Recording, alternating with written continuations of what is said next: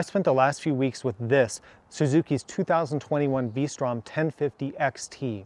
I've ridden it on the street, I've ridden it in the dirt, I've taken it on the highway, I've played with all the electronics, I've played with every feature of the bike, and I've had plenty of miles on the bike to really give you an honest and thorough review of this bike and how it compares to the competition. So follow along with me today. We're going to take a ride in the dirt, we're going to take a ride through the twisties, I'm going to give you a tour of the bike, I'm going to talk about what I love about it, what I don't love about it, what I think Suzuki could do better, and we're going to talk about how it compares to its competitors. If you're looking for just another test ride review, this isn't it.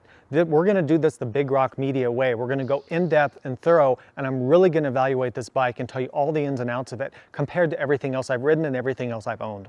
So with that out of the way, let's get started with the review.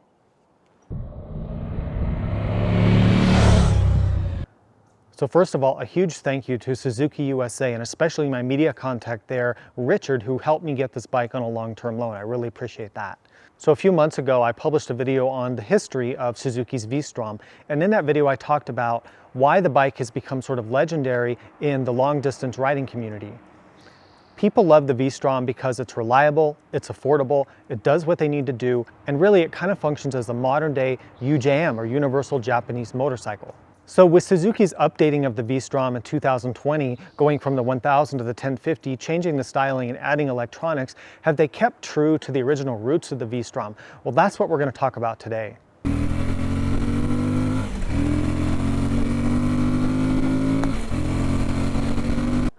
So before we get any further, let's just quickly cover the pricing and the different models that the V-Strom comes in. So the 1000 V-Strom is gone. It still lists on Suzuki's website as of the time I'm publishing this video, but it's going away. So now you have the 1050 model. So what do you actually have? So you have the base 1050, which is $13,399 US MSRP plus destination.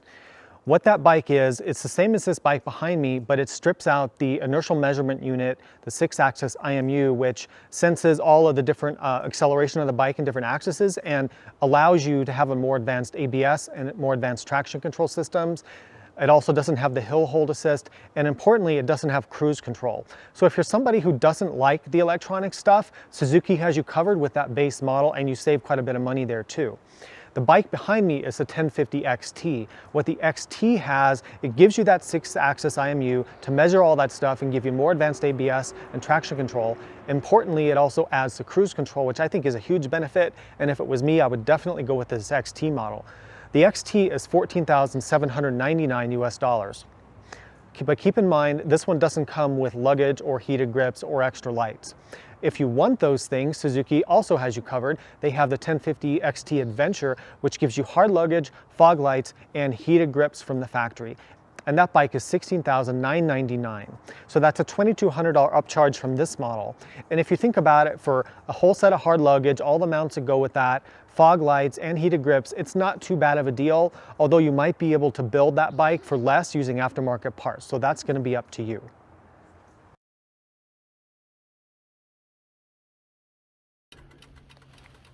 Okay, first time riding the V-Strom 1050 XT.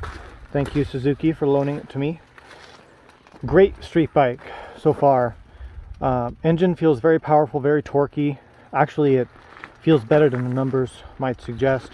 Wind protection, very good. The suspension is great on the street. I need to play with the settings, but feels very firm, very sporty on the street. This is a very, very fast, very comfortable road bike for sport touring or whatever you want to do. It's really good for that. I'm going to get back on, keep riding, and we'll catch up with you later. So to be honest with you guys, I really don't like talking about styling in motorcycle reviews because it's totally subjective and people just have wildly different opinions about it.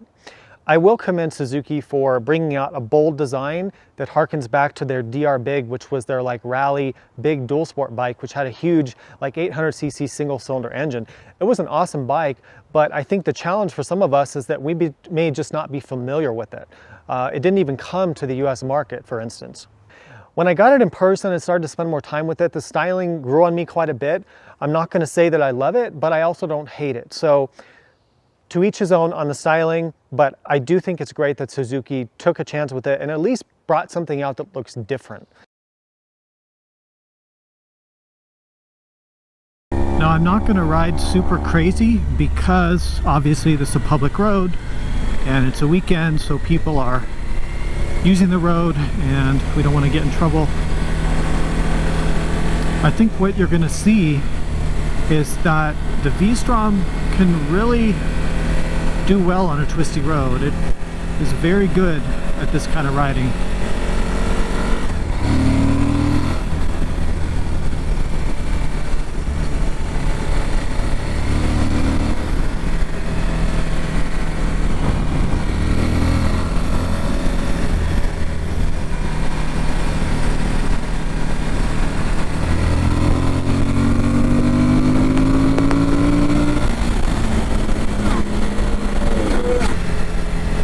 Bike is very, very fun to ride on roads like this.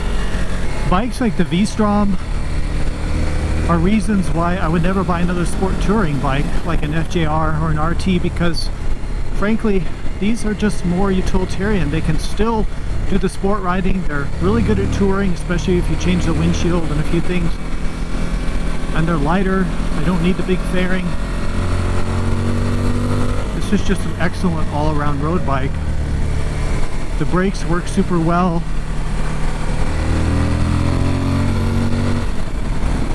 Do wish for a little more exhaust noise, just because you do have good intake noise, but I'd like to hear that motor a little bit more through the exhaust.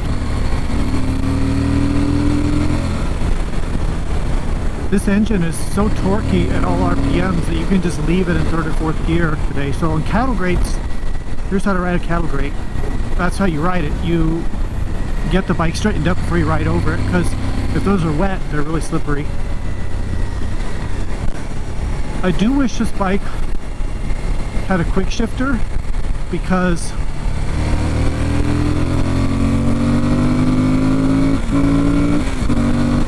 it would just make this experience that much better.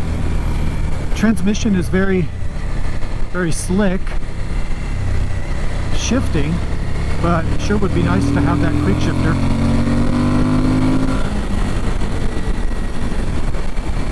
These stock tires work really well. These are those A41 tires. Same tires that my GS has, actually. See, I was still in third gear at 70 miles an hour. It just, you don't have to shift it that much. It's very easy to leverage this bike through the corners. And then if you do screw things up, which I do all the time, you have that great ABS system. This is why people like these bikes. You can do stuff like this all day and not be tired at the end of the day and not be all sore, because, you know, it's basically a touring bike. It's upright, comfortable seat, big handlebars, big windshield, you know, but you can still do this kind of road all day long. The way that it delivers power and just how the engine never feels like it's working very hard, and how tall the gearing is, it's easy to be going 90 miles an hour everywhere and not really know about it. Is this as good as my GS? No, not quite, but this is $10,000 less, so I wouldn't expect it to be quite as good. But you know what, it's almost there. For doing roads like this, I don't know, I think you can keep up with just about anything. The wind protection is good. Like, there's a big area that of no wind, but where the wind comes off the top here, it's pretty turbulent air, which is a problem that pretty much every motorcycle with a windshield has. It's one of those seats that you may get on it and feel like, oh, it's not that comfortable at first, but then the more you ride it, you realize it is designed to provide you support all day, as opposed to being like a soft seat that feels good in the showroom, you know, which some bikes have. The suspension is pretty firm, as we're going to talk about when I ride in the dirt. It's a downside for dirt riding, but it's an upside for the street because it's very well supported. For an adventure bike, it doesn't have a lot of travel, which I think is intentional on Suzuki's part. One, to keep the seat height low, but two, to provide better controlled travel and damping for, you know, sport riding and general street riding. We're kind of at the top already. That was fast. So I'm going to pull in here to the Kikamik overlook. I love the sound of gear-driven cams.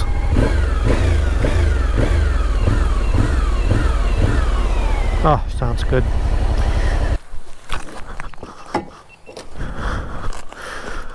Man, that was fun. This is a great bike for doing stuff like that. No complaints about that. So it's important that we talk about the engine in this bike.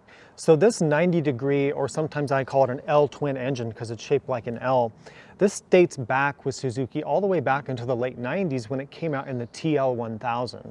The 1000 V-Strom engine, which is quite a bit different than the 650 engine, although the 650 is an L twin, and I'm going to be reviewing that bike shortly. But the unique thing about the 1000 engine, one of the unique things about it, is that it has gear-driven camshafts. And why that matters is because it makes the engine have this unique sound. Here, let me let you listen to it.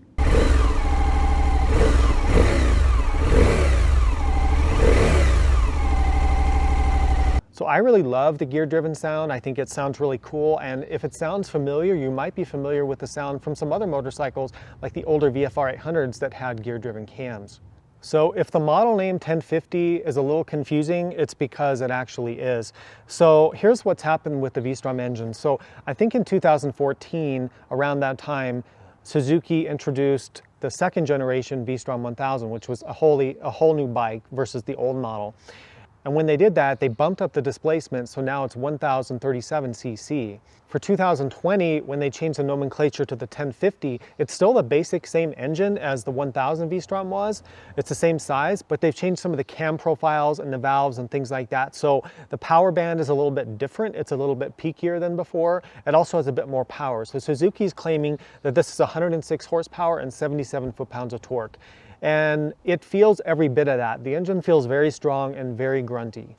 One of the great things about having an L-twin or 90-degree V-twin engine is that it has perfect primary balance, which means that Suzuki does not need to employ the use of an engine counterbalancer system, which saves weight and complication, and it also means that the motorcycle runs very, very smooth at all RPM. So what it means for you as a rider is that you really don't feel vibration through the handlebars at any speed, and at 90 miles an hour, not that I would know, officer, this bike feels extremely smooth and you really don't feel vibration. It's a great mile muncher for highway cruises. Since we're talking about the engine, you're going to want to know about fuel mileage. I've been getting between 45 and 50 miles per gallon, riding the bike somewhat aggressively, so I think you're going to see very, very good fuel mileage out of this engine. One last thing when we're talking about the engine is that the clutch, it has a slip assist clutch. So the slipper clutch just gives you smoother gear changes, and if you get some really hard downshifts, you know, coming into a corner, you're not going to lock up the rear wheel because it's got that slipper clutch in it. It also has really advanced electronics. Suzuki has a lot of nomenclature for this, like it has something called Easy Start, which basically means if you just momentarily press the starter button, it'll take care of the rest. You don't have to hold the starter button down. And it has a few other things, but basically the electronics just make for a smoother riding experience.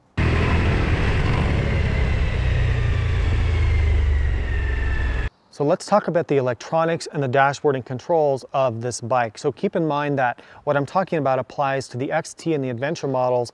If you have the base 1050, you're going to have some of this, but maybe not all of this functionality.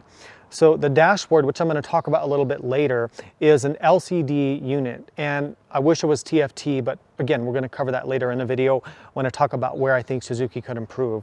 There's a lot of information jammed onto this LCD display. So here's the basics of the electronics of the V-Strom.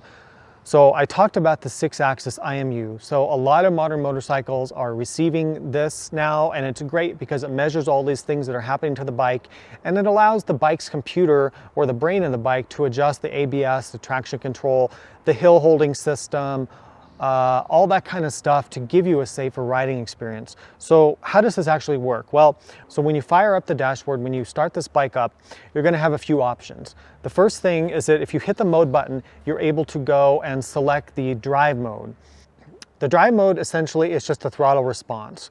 So level A is a very sharp throttle response, which I found to be too jerky. Level B is in the middle, and then level C is like kind of a rain or a soft mode. I always rode in modes B or C. The next item you can select by hitting the mode button again. And by the way, I like how they did these controls. There's very few buttons. Are you listening, Honda Africa Twin? There's very few buttons and they're very easy to use. So anyway, if you hit the mode button again, you're going to get to the traction control. Level 3 is the most intervention. Then you go down to 2, 1, and off. So you've essentially have 3 levels and then turning it off. And we'll talk about how that works in the dirt riding section. If you hit mode again, you go to the ABS. Now, unfortunately, you cannot disable the ABS completely on this bike, which I believe is due to European regulations. But you can make it less sensitive by putting it into mode 1, which requires you to hold down the set buttons here. Let's talk about cruise control. So to activate the cruise control, you hit this button here and it activates the system. And then your up and down arrow buttons here become your cruise control set and also plus and minus buttons. So it does bear mentioning that when you're in the cruise control mode, you don't have access to change the trip computer. So if you want to change your trip computer display, you have to go ahead and turn off cruise control to be able to do that. I didn't find that to be a problem because I would set the information I wanted and I didn't really change it, so it didn't bother me to have these buttons then serve that multi-purpose. And what it allows is for less clutter on the handlebar, which I think is a good thing. The hill hold assist I did not play around with, but what it does is it holds the motorcycle on a slope until you release the clutch and start to take off. My BMW also has that, and I do find it to be useful, and it does work on this bike. So if that's something you like, then great. If it's not, then again, maybe consider the base model bike. Another thing about the electronics real quick is that the bike does have linked braking, but it's not an aggressive linked braking. So what do I mean? Well, when you squeeze the front brake lever really hard and you apply really aggressive front braking, the motorcycle, to balance the load and the suspension out and to give you better braking control, is going to apply some brakes to the back, even if you don't touch the rear brake lever. So it is doing that for you. Linked brakes are part of the ABS system. They work in conjunction with the ABS and IMU, and they help you come to a smoother, more controlled stop, and it's a good thing. I really like link brakes, and I love the system on my BMW. I'm very familiar with it, and the system on this bike, while less aggressive, still works well.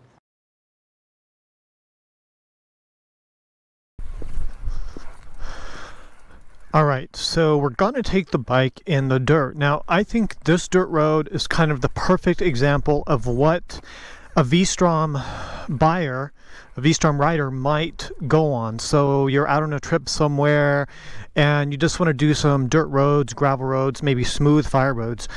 I think that's really the limit of this bike, and we'll talk about why. But why don't we just jump on? I'll show you how I set up the electronics for riding in the dirt, and we'll go for a ride, and I'll show you how the V-Strom is on this kind of terrain. So this road has a lot of washboard. It has some ruts, but it's pretty smooth. I mean, this is a road that cars travel all the time. So what I'm going to do, I'm going to leave the throttle in mode C because it's just softer. B and A mode are pretty aggressive and they're too squirrely in the dirt. Traction control, I'm going to demonstrate this in the dirt and show you the difference in intervention levels. 3 is the most intervention, but we'll end up using probably 1, but I want to show you how it works. ABS, we'll start off in 2 because I'm going to show you how that is, and I'm going to turn it down to 1. And unfortunately, there's no way to turn the ABS completely off on the V-Strom 1050. So let's go ahead and start riding.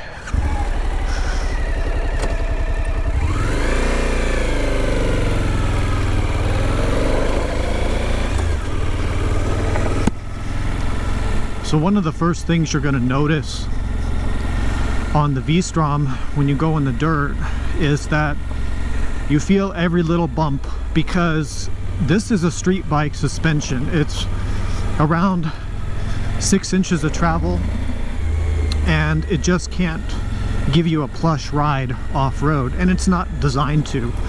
It's designed to be set up for the street with the occasional backcountry road or maybe gravel road. So if you keep your speed reasonable, it actually is just fine. The other thing is that the V-Stroms have always, it's very easy to tuck the front end off-road. They have kind of a tendency to, if you hit soft sand or anything, it wants to tuck the front end in and throw you off. It's very, the steering geometry is just not very friendly for that. For a road like this, if this is all you're going to need to do with your adventure bike, then I have no hesitation recommending the V-Strom for something like this. It's perfect. So this is the most traction control. So that's wide open throttle. So you can ride it, you can just open the throttle. So here's second gear with traction control all the way turned on. It's a very smooth intervention. It works well, and it keeps you from sliding the bike around. And we'll go to level 2. So let's try that.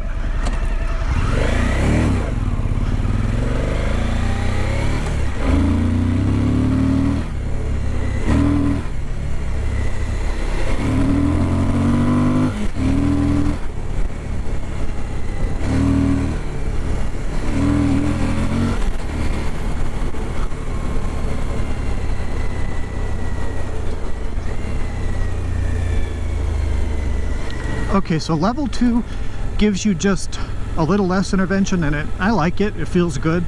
On street tires, you don't want to be sliding around too much anyway, for the most part. Let's try level 1. Okay.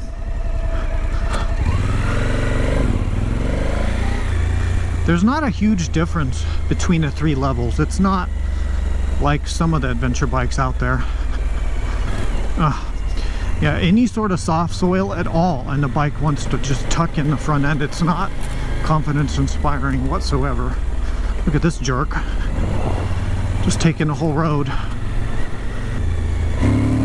See, it won't let me slide the bike with the rear end. So okay, so let's talk about the ABS for a second. So in the dirt, I have it on level 2 ABS, and it intervenes a lot. So let me show you level 2 real quick.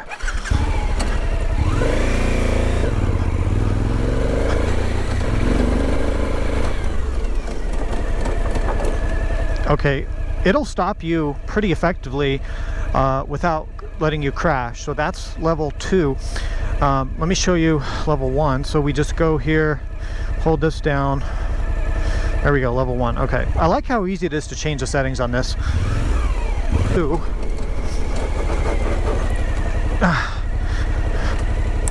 Yeah, I mean level 1, sorry, ABS is good for the dirt. I would say it's just a little less intervention, but honestly I feel like it's safer and more intervention, so I'm going to turn it back.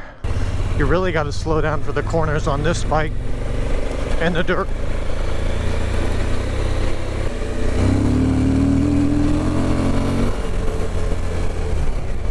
See, people who say that ABS and traction control are not useful, they're just so wrong about that. It gives you so much more confidence to ride these bikes off-road. But if you want to do more than this, then you should be looking at something with more off-road DNA, maybe an Africa Twin.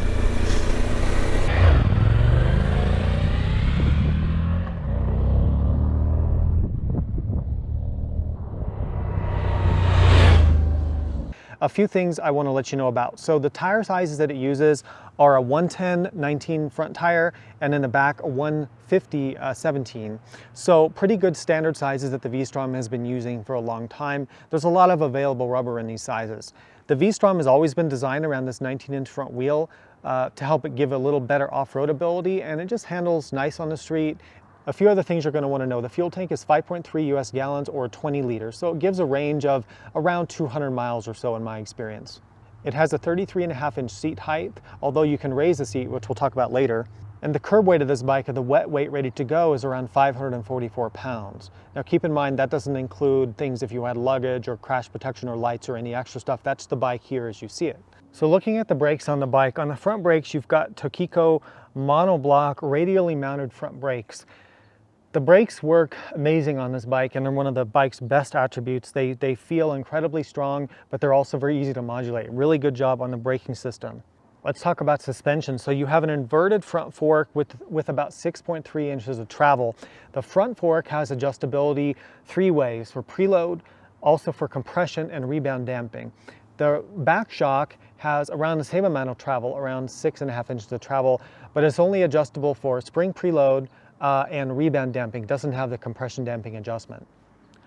I found that the suspension performance was really great for the street. I feel like they've achieved a damping quality and a damping rate and a spring rate that is going to suit a pretty aggressive riding style on the street. It's also going to suit people who tour on their bikes, maybe take a passenger and load it up with luggage. The suspension is definitely tuned for all-around street use. It's very supportive. It holds the bike up in the stroke. It corners very nicely, and you never feel like the suspension's too soft. And that's a huge improvement and departure from the V-Stroms of the old days. The downside of this is that off-road, the suspension is really rough and you feel every little bump. It just doesn't have the travel that other adventure bikes do to cope with off-road terrain, but that's not what the V-Strom is about, and we'll talk more about that as we go through the review. This bike comes with Bridgestone's Battle Axe Adventure A41 tires, which are the same tires that I have on my GS, and I find them to be a very, very good street tire and also suitable for very mild off-road use on like flat dirt roads with no sand, mud, or anything like that. Since I'm sitting down here, you'll notice that the rims are spoked. Now, the spoked wheels come on the XT models, they don't come on the base model. And in a moment of honesty here, I will say that I actually think the V-Strom is better off with the cast wheels because they're easier to clean, they're less complicated, and I don't feel that the way people use this bike necessitates having spoke wheels. Now, you may disagree with me on that, but I think cast wheels would be fine across all models. But I know Suzuki's quest to sort of adventurize the V-Strom and to keep it more competitive with other bikes, they've decided to go with the spoke wheels. You can get these on the 650 as well. There's a lot to like about Suzuki's updated V-Strom, but here are the basic things for me. So I love the engine. I really like that they've stuck with the 90-degree V-twin, the L-twin. I love the sound of it. I love the gear-driven cams. I love how smooth it is and that the engine doesn't have to have a counterbalancer. I just think it's a cool design. And although it takes up more room in the frame, I'm glad Suzuki has stuck with it. I also like how the bike feels extremely relaxed at high speeds, so the engine just doesn't feel like it's working hard to go 80, 90, 100 miles an hour. Again, not that I would know, but it feels so relaxed, and that would make this bike an excellent touring bike for crushing miles on the freeway, especially if you change around the windshield and the seat and the handlebars and a few things to get it comfortable for you.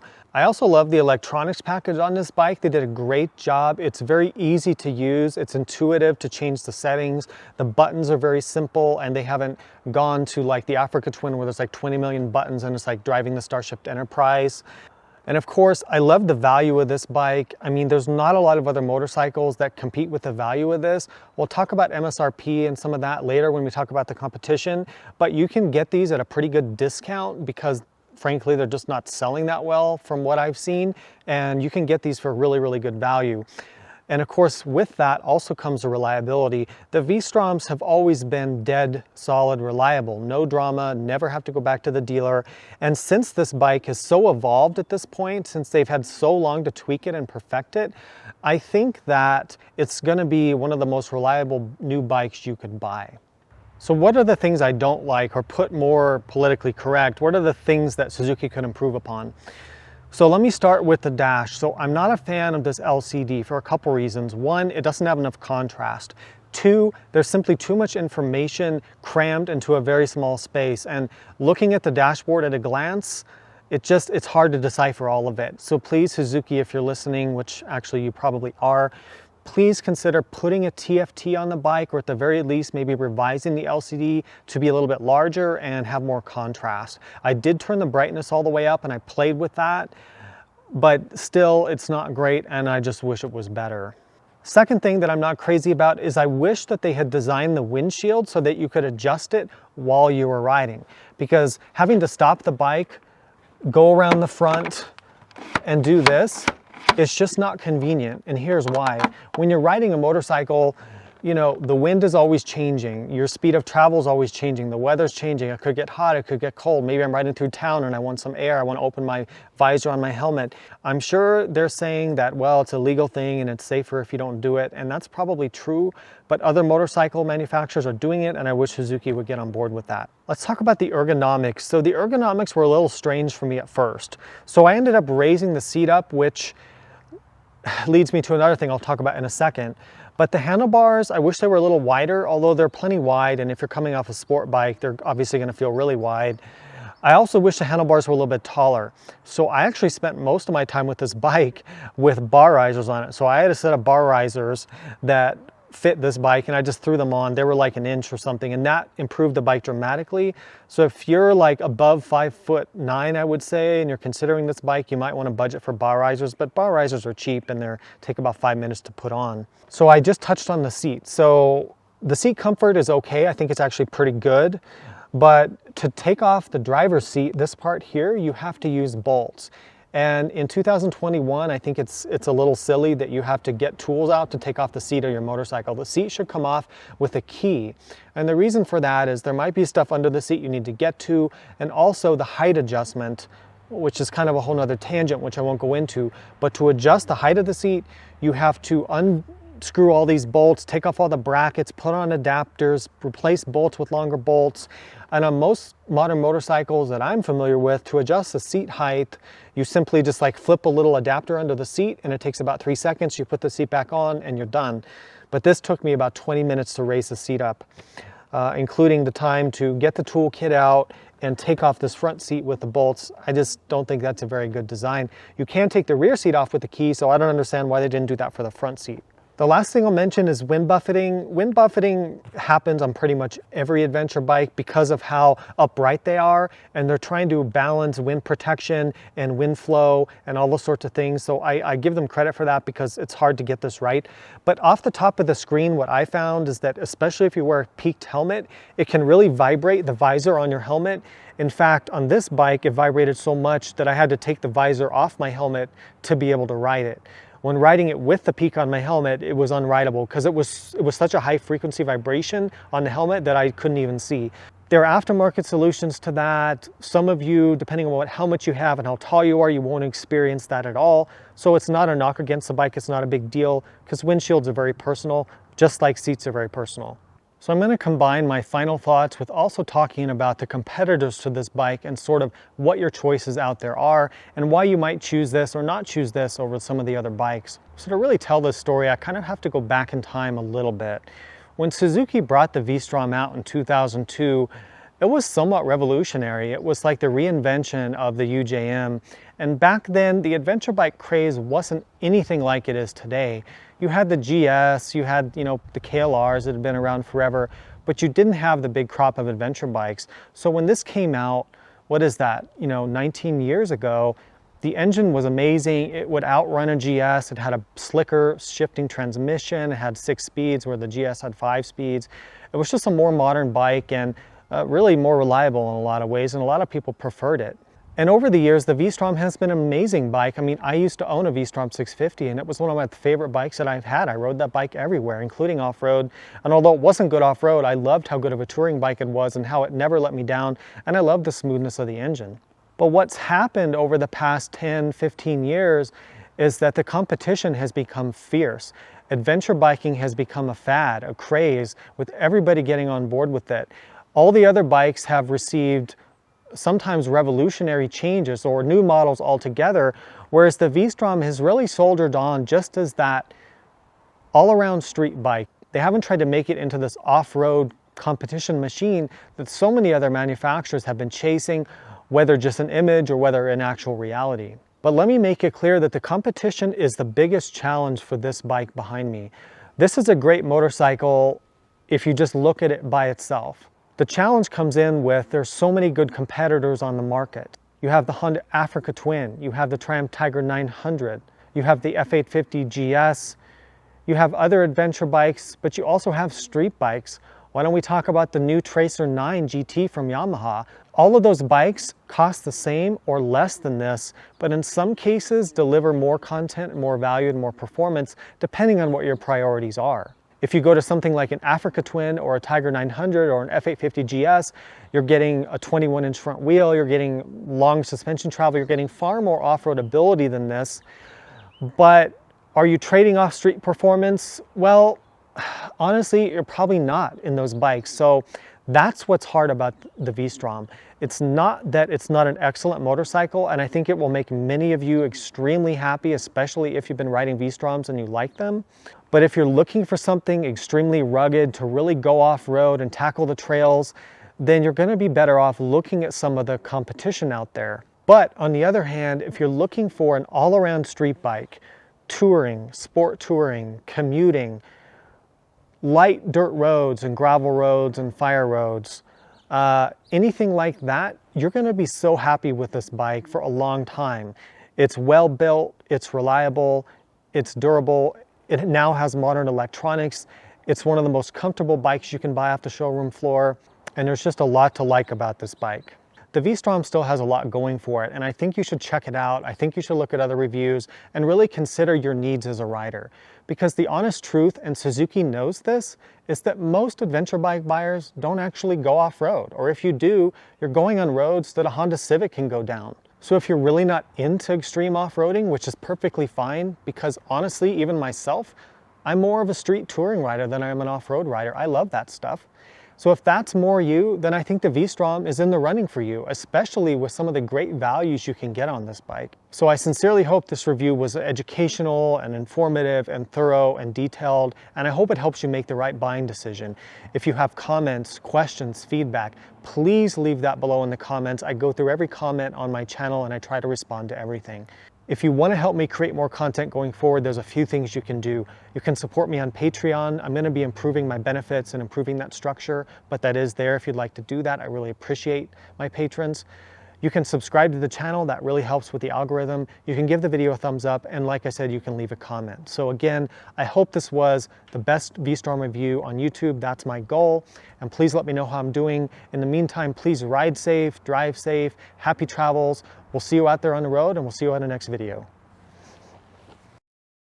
Nothing.